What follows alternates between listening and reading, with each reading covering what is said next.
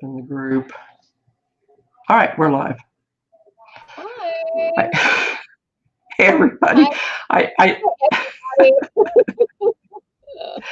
I hate that you are live because then I've got a bad habit of going, we're live instead of just like simmer down, sister, and just, So Yeah, I'm sorry. I, there we go. I apologize, everybody. Yeah, That modern technology thing, I know it gets us every time. So, it but does. regardless, we are happy to be here tonight, and this is a regular thing that we're going to start doing on Wednesdays. Okay, Biz Day Wednesday, and we'll go into that later. But sometimes things happen, and you have to reschedule, which is what we did. So Yes, I hope that yes. you are having a great week, and Shelly is feeling much better. Let's even try to look at her this way. Good, you're feeling better, which is really awesome. So yeah, I am. exactly. This particular platform, yeah, everything is backwards. So, but that's all right. For those of you who don't know, I don't know why I've always wanted to explain this, but one of these days I'm going to give you a tour of my she shed. Okay, which is where I do my lives from, but I also record my audiobooks. So rather than being in like this lovely office room or den like Shelly's in or lovely kitchen, I am in a shed, literally a metal shed. So hence the lovely background that I have up here. But it works. And I get my recordings done in here. So it's a lot of fun. So what did you want to say, I Shelly? I want a she shed. I want a she shed. Everybody should have a she Yeah. shed. So Hey, so I want to say something quickly before we get started. mhm. So, this platform that we're on, if you guys will look in our Facebook page that you're looking at, it's going to say, I'm going live using StreamYard. Please grant StreamYard permission to use your name. All you got to do is click on that StreamYard.com/Facebook. Nothing bad happens. It's super simple. You just click on it. That way, if you leave us a comment, we can see who it is. Otherwise, you just Right. show up as Facebook user, and that's awkward. Hi, Facebook user. Thanks for the comment. So, anyway, so click that. If you're live, hashtag live. If you're replay, hashtag replay. Jump on, come on, say hello. I think we have a super, super interesting and relevant topic for tonight, which I think Leanne's going to introduce for us. Yes, yes. So to jump into and kind of tell you what, while we were looking at doing this. So Shelly and I have been going through a leadership training, and we'll tell you a little bit more about that in a few minutes. But through this training, they were talking about your red light stories and your green light stories, and it reminded me. I know in this group, there's a lot of my childhood friends that we grew up together, and my family lived on the corner lot. We had this big, huge front yard on the corner.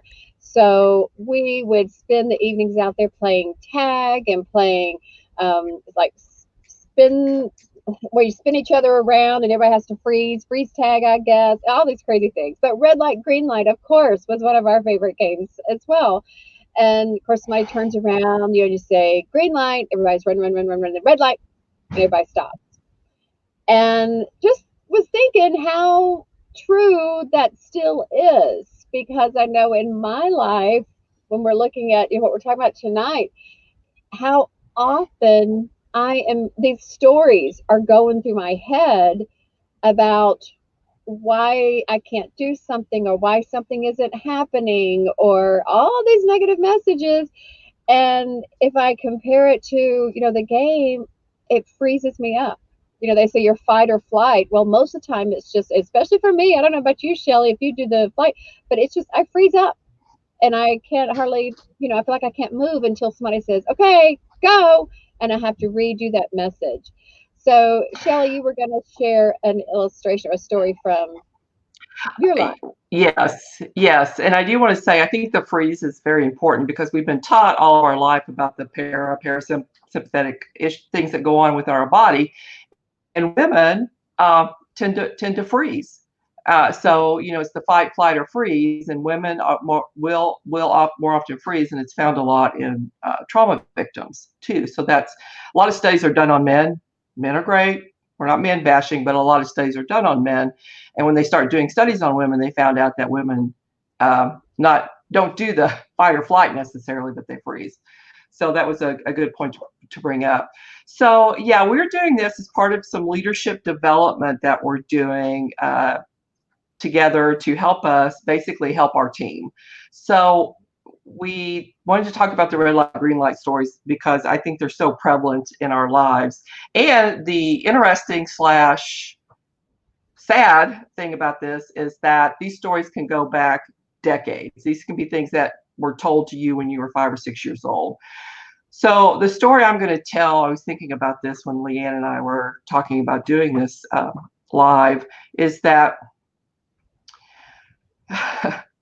I wrote an essay about it called Scratched Out.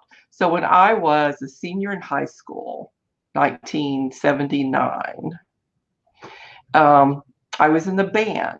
I was in the high school band, and we went on trips all the time. So there was like 150 of us or something. We were huge. So we would stay in hotels because we were out of town a lot, and they had a list of rooms, like here's the girls' rooms, the boys' rooms, and there was 4 to a room. Okay, I was a senior, and I always sort of hung out on the fringe of the cool people in band. You know, like there is hierarchy in band too, even though we're band nerds. There's the cool band and the bandies and the not so cool bandies. So I sort of hung out on the fringe of the cool band people. And I just assumed that I would be staying in one of their rooms because typically that's what happened. So I put my name down with a group, and I went back to check or something, and someone had scratched my name out and had put it down below with a group of sophomores. So sophomores, it was a high school of sophomores, juniors, and seniors. So sophomores were the lower class, and I was an upperclassman. And so they had scratched my name out and put my name in a group of sophomore girls. And I asked them, I said, why did you do that? And they said, oh, we wanted so-and-so in our room. We didn't think you'd care. So, when I was thinking about this story, Leanne and everyone who's listening, is it sort of framed the way I feel about relationships with women. And I can look back on my entire life and how I was suspicious, how I was guarded, and how I would easily dismiss a friendship because something slight had happened. I felt like they slighted me. So I really feel that was because of that time when I was in high school. That's my red light story. Okay. And how does that stop you? Well, for the friendships and all. So how can you give yourself a green light story where that's concerned? Well, I knew you were going to ask me that sort of a test, and that's the great thing about this program that we're going through is that it's teaching us to flip these stories. Yeah. So one of the things that I am doing because of you, Leanne, and also Janine, who is a mentor of ours, who is our, what do you want to call her, the team leader? Yeah, the honcho, head honcho, or whatever. You guys have been super great and have told me things that are true, that I now know are true about myself. So I'm able to say,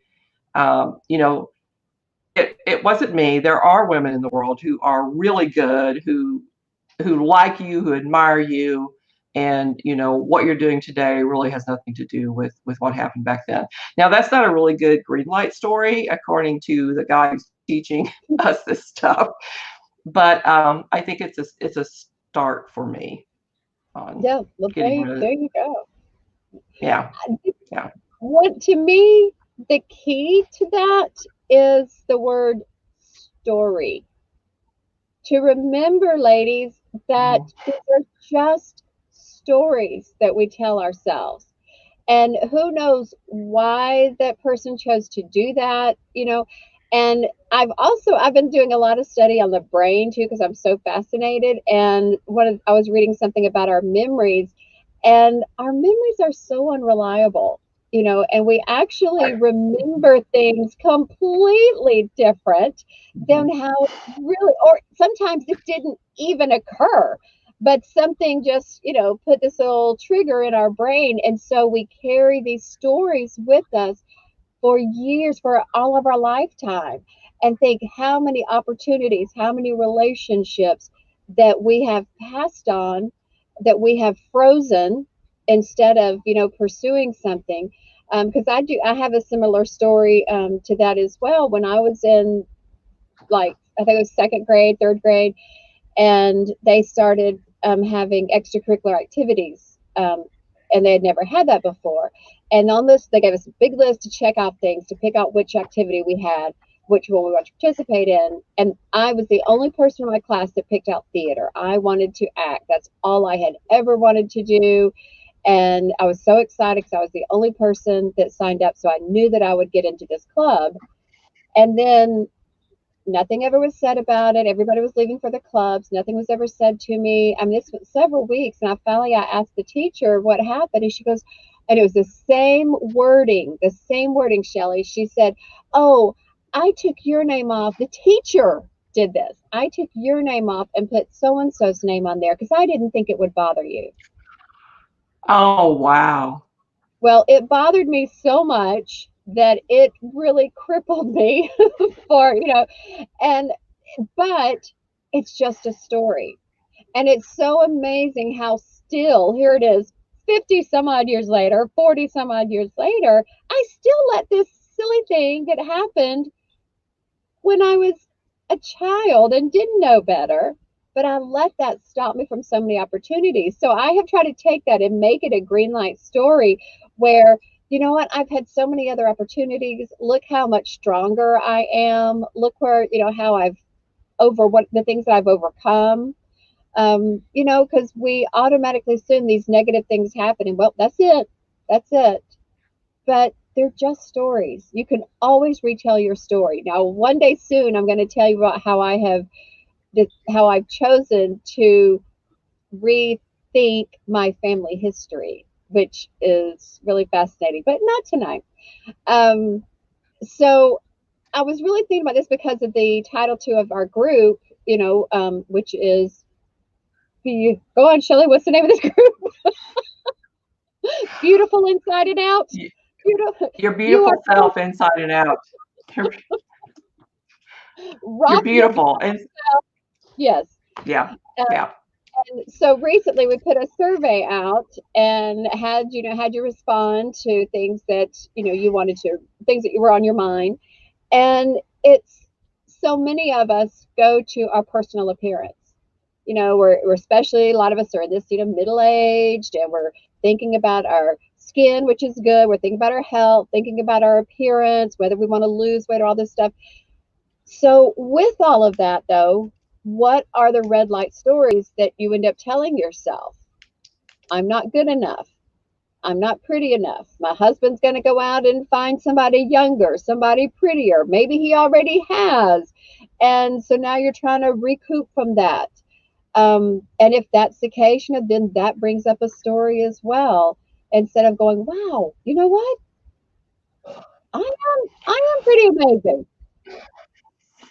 Yeah, and I don't know that we probably, since we know this topic so well, we may not have even said this, but red light stories are stories that stop you in your tracks. They're the stories that are really based out of fear. So, one of the things that this program has us doing is reaching out to people, and he talks a lot about how your red light stories are basically, I am not enough.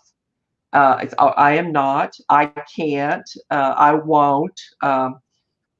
Or whatever. It always starts with a negative, and a lot of times we don't really even know perhaps where that came from in the first place. And it's interesting what you said about different stories because when my dad was dying, I got together with my 3 other siblings and we told stories, and each one of us had a different story on how a certain part of our lives. And I was like, oh, that's not right. That's not true. I've been hanging on to this story forever. Don't you be telling me that's wrong. Mm-hmm. So, and that's actually a proven fact. Yeah, it's good to go back and examine And another quick thing about memories, because I think this also uh, plays into this, is they say, like, your memories, like, so let's say you go on a fantastic vacation for 2 weeks. It's Mm-hmm. fantastic, but on the last day, something happens. You miss your flight, or you have a flat tire, or whatever. That memory of that vacation is etched in that very last bad thing that happened. So the whole vacation was bad. So you may have these memories that, were extended memories. Like for band, for example, for me was oh my gosh, it was a great time in my life. If I had Mm-hmm. not been in band, I probably would have quit high school. But I let Mm-hmm. this one little memory from this whole, 6 years of experience color everything that I did back then. Yes. So that's another thing, not to rely on our memories too much. I always wanted to be a cheerleader. I wanted to be a cheerleader so stinking bad. And I'm very good friends with most all the cheerleaders. I adored them. And I took gymnastics. And of course, back then, the tumbling and all wasn't as complex as it is now, although we had some very amazing cheerleaders. Um, but you know who I'm talking to. But I could do the jumps and I could do the stuff. And I had the loudest voice. And I never tried out. I never tried out because I was like, nope, I'm not good enough. I'm overweight. I'm, just this and that, whatever these red light stories are. So rather than even trying, I just didn't. I was like, no, no. And do I have regrets about that? Every single day I have regrets. Harboring the cheerleader thing. Yeah, I'm going through that's therapy right now to let this go. But and all my husband keeps saying was, would you please stop doing herkies in the kitchen? Just stop it. Stop doing it. that's funny So, because that's a funny story because I did the same thing, and my best friend tried out for cheerleader and made it, and I mhm, didn't try out, so because I was a skittish young child back then. But the whole we laugh about these things, but the whole point of this is you have these stories. So when the next time you want to do something in your life, and you say to yourself, "I can't," that's your red light story, and you just have to say, "Stop. How mhm, can I turn this from a I can't to a I can story?" mhm, mhm. One way to look at it too is keep in mind that a lot of these stories, as we've shared, do stem from childhood.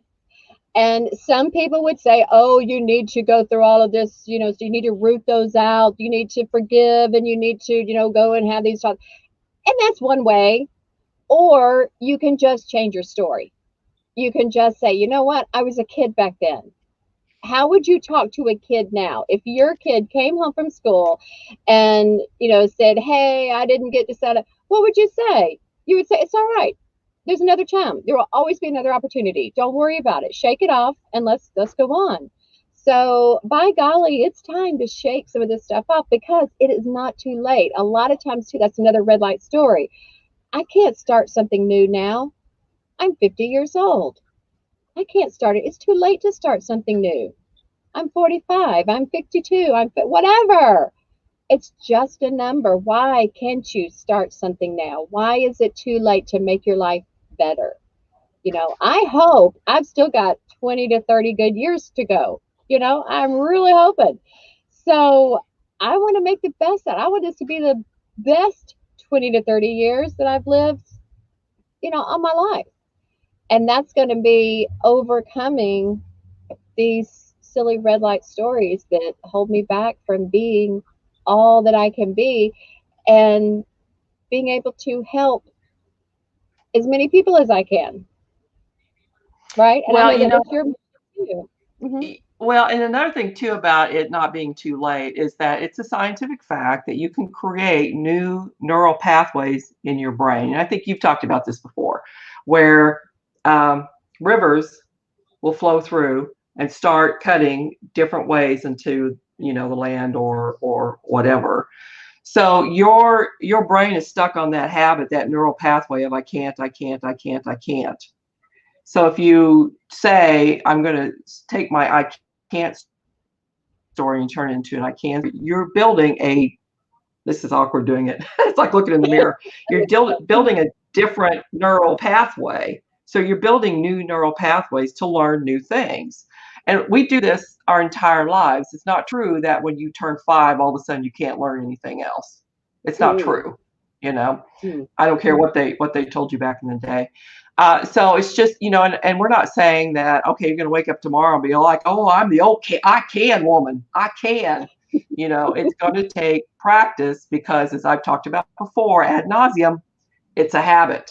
It's a habit, and we have to get out of that habit of being, I can't. My dad used to say when we'd say I can't, he'd say, "Old man can't's buried over on the hill." And I never knew what that meant ever until I got older. And now I know old man can't's buried on the hill. So, No, which is I've pretty never heard profound that coming from, before. oh, he used to make shit up all the time. So anyway, Well, cool. you know, uh, Go on. I'm just super passionate about this because I don't know how many of you know my story or Leanne's story, and I'm sure we'll be talking about that more. But I'm just so passionate about this because I used to be a person that was I just sucked at life, just totally sucked at life, miserable all the time, and I slowly began developing new habits, new neural pathways, and I still have red light stories. We're all going to have them, but I have more green light now than I have red light. And it's just really amazing what you can accomplish um, when you just take one red light story and move it into a green light. And I'll tell you, stick with us, and we'll help you make that happen. Seriously, Absolutely. yeah. Absolutely. We got some tricks up our sleeves. So See, look one right more here. yes, right. One more story. I was listening to a podcast right before we came on here, and it was talking about living your was it living a life you love? It wasn't that, but anyway, something that was that living your dream life. Yes, we all talk about, or a lot of us talk about, living your dream life, and writing down what that is and having all these goals and stuff. And they're like, if you stop and look at it, first of all, you're in your life, right? You are in your life. So this is living your dream life, right? You are there. And she's like, about 30% of the stuff we put on our dream life list, this would be what I would want to have in my dream life, you're already doing. Either you're already doing or you already have. But we get That's so caught, fascinating. yeah, and we get so caught again. That red light story is looking far into the future. Oh well, I'm going to have my dream life when these things happen because I'm going to feel this certain way. And if that's how you're going to look at it, if that's the story you're telling yourself, you're very likely never going to get there because it's always going to be one step in front of you. But if you go ahead and change that story, just change the story. Say, you know what? Instead of looking at my dream life being something way, way in the future, I'm going to go ahead and accept that I am in the process of living out my dream life right now. Because that means I get to watch myself build it. I get to watch these things come together, and it's a process. I've been telling my daughter that it's a process. It's not something you want to all happen all at once. I heard that the person won the lottery tonight or last night with what is it, 100? Yeah, I know. I don't think it was you. They were, but I would have let you know. Bastard. No, it wasn't. I I know. didn't buy a ticket. No, it wasn't. I didn't either. I don't know why I'm getting. It wasn't. I didn't even buy a ticket, so I don't know why I'm all upset about it. Yeah, they won like 730 million or something. I mean, it's an Yeah, ungodly number. And yeah. so, you know, in the one hand, their life is going to like instantly change. But then we also know that traditionally, those big lottery winners, they usually go through it pretty soon because their mindset is still one day, one day, one day. So, You yeah, don't know more of how to yeah, yeah. exactly. So anyway, so live your dream life right now. And with that being said, Shelly and I would love to talk to you more about this leadership program that we're going through. So drop us a comment, message us. We'd love to talk to you about it because I think it's something that's beneficial that everyone could benefit from. Did you want to say something more about that? About the program? Yeah. Or just life in general? But Um, either one and all of it, girl. Whatever is on your heart, preach. oh, well. No, I just want to say I agree with what you say. It's it's what we're doing with trying to build up a team and all of that is that it comes with this like almost self-made personal development thing, that you can go through, and it's been super beneficial. But I think that the legacy leadership, it's not our program, it's someone else's program, leader legacy whatever LLA that we're going through is really beneficial. So I agree with Leanne. If you want some more information or want to talk to us about what we're doing, message us or just say down in the comments below, I'm interested. And we'd also like to know some of your red light stories and how you've turned them into green light stories. You can put those in the comments below. Or if you don't feel comfortable putting them out in the world, send us a message. And particularly if it has anything to do with, like I said, the struggles you're going through with your personal appearance, your family stuff, your dream life. Tell us about your dream life. What is that? What do you have in mind? Yeah. So we want this to be an interactive group, which brings us to, don't forget, game week starts on Sunday. I'm so excited. I'm so excited. I told you, I like to have. I have no idea what she's doing, but I can guarantee you don't want to miss it. I love having a good time and I love prizes. And this is going to be all of those things. So each day is going to be something different. And then in February, we're having the sleep challenge, which I was just talking with Shelly about. That one of my red light stories is I'm always telling myself that I don't sleep very well. So I'm trying to change that to a green light by telling myself, you know what? I'm going to sleep so well tonight. I'm going to get 8 good hours of rest and I'm going to wake up refreshed. And it's just going to be amazing. So, but that week we're going to be talking about sleeping positions, things that you do to help fall asleep. I've got a whole lot of hacks that may or may not help.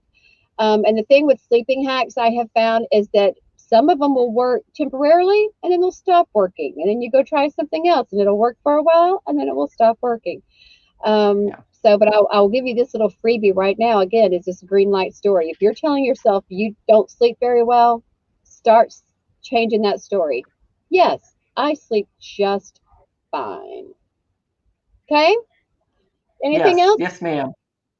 I'm going to do that tonight. Good. So. All right. Well, thank you so much. I don't have anything else to say, so I think we can leave it. But yeah, seriously, let us know. Let us know what you're thinking. We'd love to have a conversation. Absolutely. We'll see you tomorrow. Bye. Bye.